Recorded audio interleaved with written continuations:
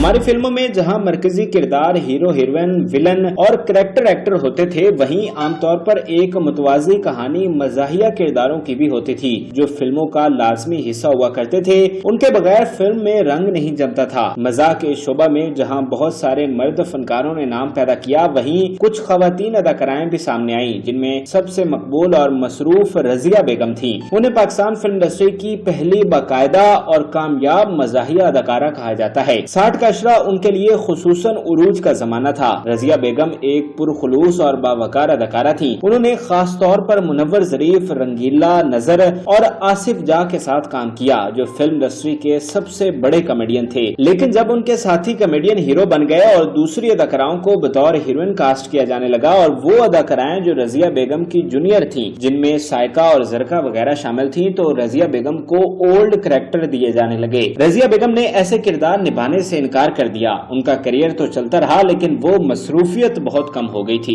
اور مغلیہ خاندان سے تعلق رکھنے والی رضیہ نہ صرف فلمی پردہ سے غائب ہوئی بلکہ لندن کی جیل میں قید تنہائی میں بھی کئی سالوں تک سڑتی رہی، اور صرف یہی نہیں بلکہ ان کی موت کی خبریں بھی چلائی گئیں۔ رضیہ بیگم قیام پاکستان سے قبل پیدا ہوئیں۔ ان کا تعلق انڈیا کے مغل خاندان سے تھا۔ رضیہ بیگم تقسیم ہند کے بعد پاکستان آ گئیں۔ ان کا بچپن گھر میں ہی گزرا کیونکہ ان کے ہاں بچیوں کو باہر نہیں جانے دیا جاتا تھا، اس لیے وہ تعلیم بھی حاصل نہیں کر سکی تھی۔ رضیہ بیگم کو فلموں میں کام کرنے کا بہت شوق تھا، اور اس شوق کی تکمیل حبیب عادل نے کی جس نے رضیہ بیگم کو فلم مفت بر میں ایک جنگلی لڑکی کا کردار دیا۔ انہوں نے سب سے پہلے فلم مفت بر میں کام کیا تھا، لیکن ریلیز کے اعتبار سے ان کی پہلی فلم گڈا گڈی تھی، اور ان دونوں فلموں کی ریلیز میں 5 سال کا فرق ہے۔ فلم گڈا گڈی 1956 میں ریلیز ہوئی تھی۔ اس فلم کے ہیرو لالا سدھیر تھے جبکہ ہیروئن مسرت نذیر تھیں، اور باقی کاسٹ میں تالش، آشا بھوسلے، حزین قادری اور اجمل خان شامل تھے۔ رضیہ فلم میں روایتی طور پر مزاحیہ کردار میں نظر آئیں۔ دلچسپ طور پر ان کی پہلی ریلیز فلم اور دوسری میں 5 سال کا وقفہ ہے۔ رضیہ بیگم کی اگلی فلم 1961 میں ریلیز ہوئی تھی جس کا نام مفت بر تھا۔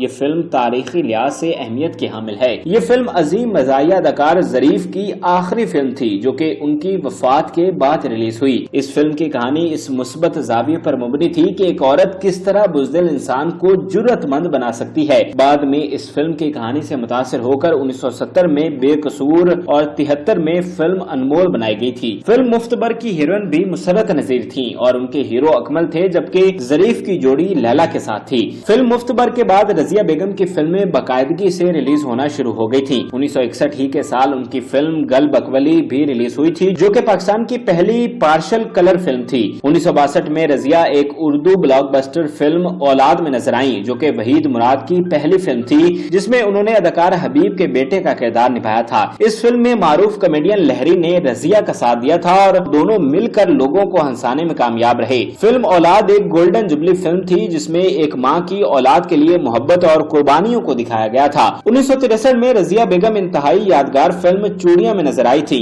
اس فلم میں قدیم اور جدید کلچر کا موازنہ کیا گیا تھا، اور حال ہی میں اس فلم کی کہانی سے متاثر ہو کر بھارتی پنجاب میں فلم انگریز بنائی گئی جس کے مرکزی ہیرو امریندر گل تھے۔ رضیہ بیگم 60 کی دہائی میں بننے والی بیشتر سپر ہٹ فلموں کا حصہ تھیں اور اکمل کی حیات تک وہ ان کی 90% بلاک بسٹر فلموں کا حصہ بنی۔ اس دور کی ایک اور خاص بات یہ بھی تھی کہ جہاں مرکزی ہیرو ہیروئن پر گیت فلمائے جاتے تھے وہیں مزاحیہ فنکاروں پر بھی گیت عکس بند ہوتے تھے، اور اس دہائی میں جن مزاحیہ فنکاروں پر گیت عکس بند ہوئے ان میں رضیہ بیگم سر فہرست تھیں۔ اور اسی طرح کی 2 انتہائی شاہکار فلمیں ہتھ جوڑی اور میرا ماہی ریلیز ہوئیں اور دونوں کے ہیرو اکمل تھے۔ سلور جبلی فلم میرا ماہی میں رضیہ کی جوڑی کامیڈین نظر کے ساتھ تھی جبکہ ہتھ جوڑی میں وہ منور ظریف کے ساتھ نظر آئیں اور دونوں فلموں میں ان پر گیت عکس بند ہوا۔ رضیہ بیگم بڑی ہی ورسٹائل اداکارہ تھیں۔ انہوں نے ہر فنکار ہر اداکار کے ساتھ کام کیا اور اس کے مطابق کام کیا۔ جیسا کہ 1968 کے سال سے بھٹی برادران کا عروج شروع ہوا تو رضیہ بیگم ان کی 20 سپر ہٹ فلموں کا حصہ بنی جن میں سجن پیارا اور چند مکھنا شامل ہیں، اور ان دونوں فلموں میں ان کی جوڑی منور ظریف کے ساتھ تھی۔ کفایت حسین بھٹی اور عنایت حسین بھٹی مرکزی ہیرو تھے جبکہ سالونی اور رانی بیگم ان کی اداکارائیں تھیں، اور باقی فنکاروں میں رنگیلا، اسد بخاری، سامن مظہر شاہ، رخسانہ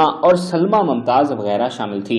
رضیہ بیگم کی ہر سال درجنوں فلمیں ریلیز ہوتی تھیں۔ وہ اپنی پوری آب و تاب سے کام کر رہی تھی۔ ان کی منور ظریف، رنگیلا نظر اور اداکاراؤں میں لیلا اور رانی بیگم وغیرہ سے بہت گہری دوستی تھی، اور سب مل کر ایک پرخلوص بے تکلف ماحول میں کام کرتے تھے، اور سب एक दूसरे को आगे बढ़ने में मदद करते। हर तरफ एक हम-आहंगी की फिजा थी और यही वजह थी कि फिल्म इंडस्ट्री दिन दुगनी और रात चुगनी तरक्की कर रही थी। रजिया बेगम अपने काम को बड़ा एंजॉय कर रही थी। वो काम के साथ साथ अच्छा पैसा भी कमा रही थी और वो शरीफ मिजाज और बाकिरदार खातून थी। उन्होंने ना ही किसी से मुआशके लड़ाया और ना ही आने वाली दौलत को अय्याशी में उड़ाया, बल्कि इसे आने वाले वक्तों के लिए संभाल कर रखा। उनके अरूज की एक और मिसाल 1969 का साल था। इस साल फिल्म जरका के अलावा 3 फिल्मों का बॉक्स ऑफिस पर कब्जा रहा, जिनमें जिंद जान, दिलांदे सौदे और फिल्म दिया और तूफान शामिल हैं। तीनों फिल्में खास हवालों से जानी जाती हैं और रजिया बेगम इन तीनों फिल्मों का ऐसा थी। फिल्म जिंद जान भट्टी बरादरान का एक और शाहकार था, जबकि फिल्म दिया और तूफान रंगीला की वर्सेटिलिटी से याद की जाती है। रंगीला इस फिल्म के साथ इंडस्ट्री के डायरेक्टर, प्रोड्यूसर और सिंगर भी बनकर सामने आए थे। उन्होंने फिल्म दिया और तूफान को प्रोड्यूस किया, डायरेक्ट किया और मुनव्वर जरीफ के साथ मिलकर गीत भी गाया और सबसे बढ़कर बेहद कामयाब रहे। दूसरी जानिब फिल्म दिलांदे सौदे इजाज और फिरदौस की जोड़ी का एक मिसाली नमूना था और रजिया इन तीनों फिल्मों में रिवायती तौर पर मज़ाहिया किरदारों में थी। 60 की दहाई में रजिया बेगम अपने पूरे अरूज पर पूरी आबोताब से अच्छी पोजीशन पर काम करती रही,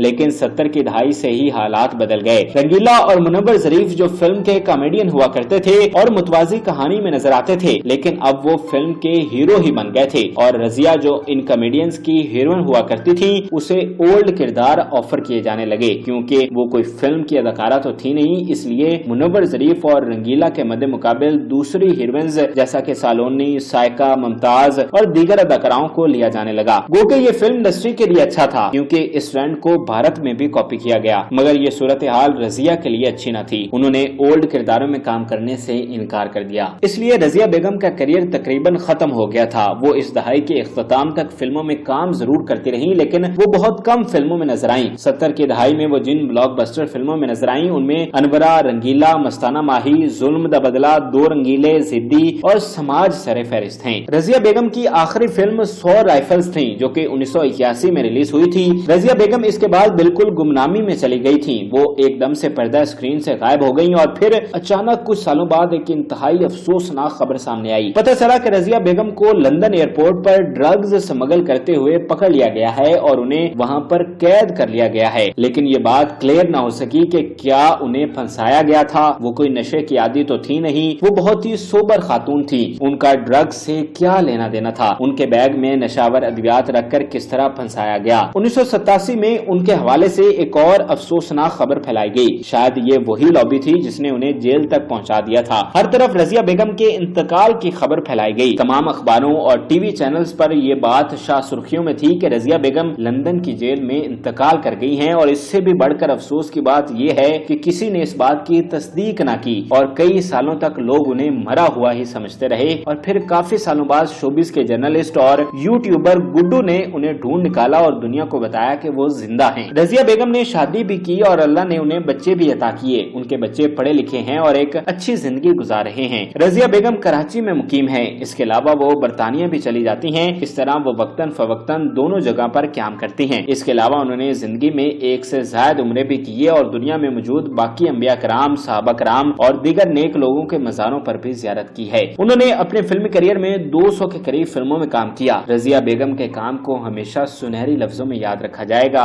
अल्लाह ताला उन्हें लंबी उम्र अता करे। नाजरीन, उम्मीद करते हैं कि आपको हमारी ये वीडियो पसंद आई होगी। मजीद अच्छी वीडियोस के लिए हमारे चैनल को जरूर सब्सक्राइब कीजिएगा और बेल आइकन को जरूर प्रेस कीजिएगा ताकि हर नई आने वाली वीडियो आप आसानी देख सकें।